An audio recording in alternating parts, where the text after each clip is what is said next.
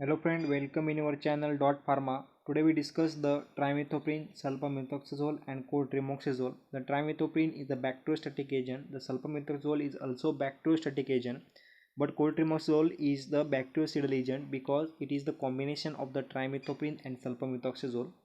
So now discuss first one is the trimethoprim. The trimethoprim is the pyrimidine derivative.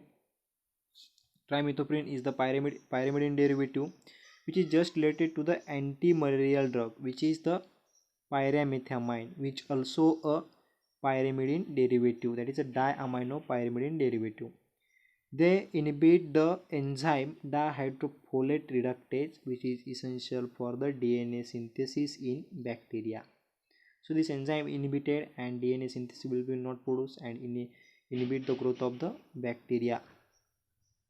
So this is the bacteriostatics, means they inhibit only the growth of the microorganism.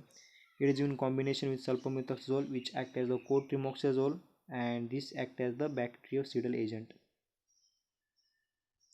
Now moving toward the structure of the trimethoprim. So the structure of the trimethoprim is that there is the pyrimidine derivative. So this is the pyrimidine derivative. This is the pyrimidine ring, and numbering start from this nitrogen atom 1, 2, 3, 4, 5. At the 2 position there is the 1 amine group, and at the 4 position there also 1 amine group. So it as the pyrimidine 2,4 diamine.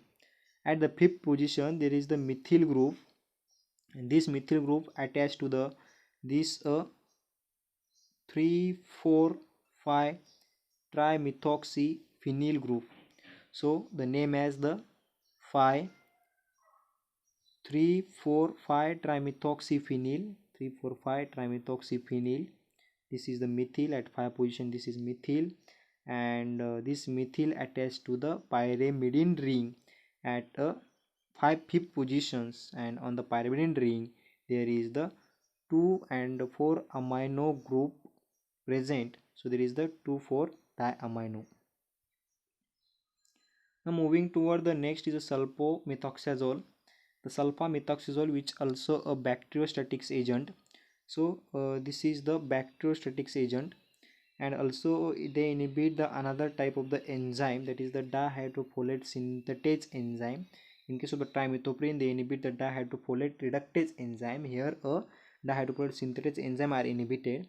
The half life is 10 to 10 hour, and pK is the 5.6.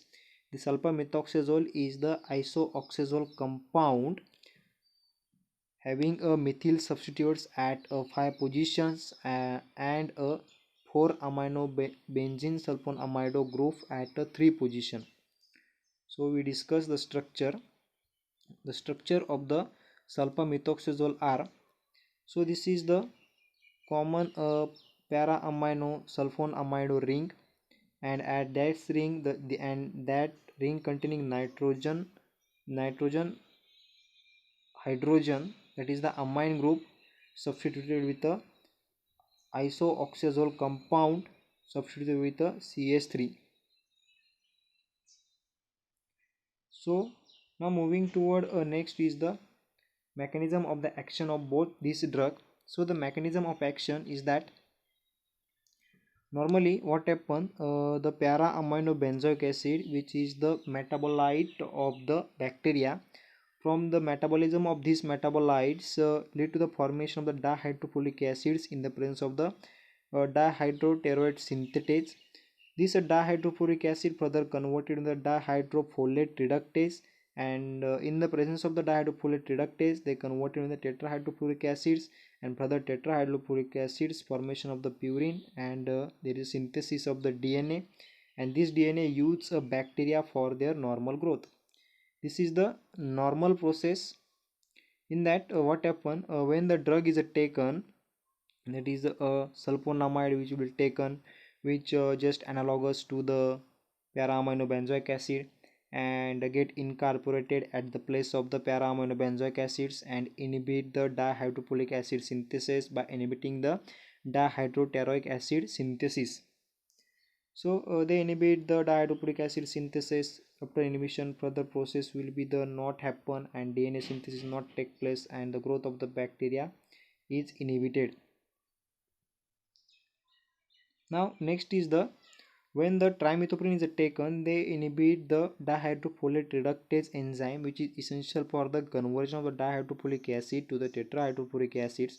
So once the dihydrofolate synthetase enzyme is inhibited, there is no conversion of the dihydrofolic acids, and there is no formation of tetrahydroforic acid, and so there is no formation of the DNA, and thus DNA does not are formed, and the bacteria not survive, and bacteria get inhibited.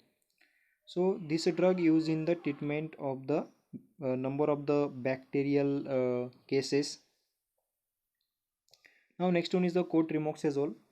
The cotrimoxazole is the combinations of the sulfamethoxazole and trimethoprim. So this is the combination of the trimethoprim and a sulfamethoxazole. This combination called as the cotrimoxazole. Both the sulfamethoxazole and trimethoprim are a bacteriostatic agent, but in a combination they act as the bactericidal agent. So bactericidal means they inhibit the growth and also kill the growth of the microorganism. Both they have a same half life, that is 10 hours. It given in the ratio of 5:1 ratio. It given in the ratio of the 5:1. So that is the at the sulfamethoxazole give a 5 time, and trimethoprim give as the 1 time. It act as a synergistic, and it blocks sequentially the folate metabolism. So the mechanism of action will be the C in the next slide.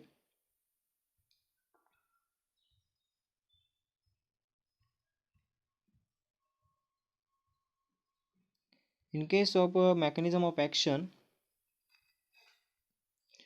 this sulfamethoxazole and trimethoprim given in a combination called as the cotrimoxazole. So this cotrimoxazole subsequently act on a dihydrofolate synthetase enzyme and also act on a dihydrofolate reductase enzyme, and further at a at a two place there is inhibition of the synthesis of the DNA. So once the DNA is inhibited, the bacterial growth cannot be survive, and there is the inhibition of the bacteria.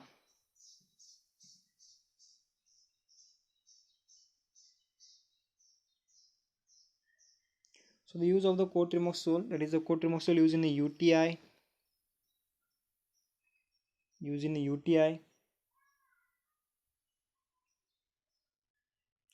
also respiratory tract infection, diarrhea, dysentery, pneumocystis jirovecii, cancroids and typhoids. So thank you friend for watching our video.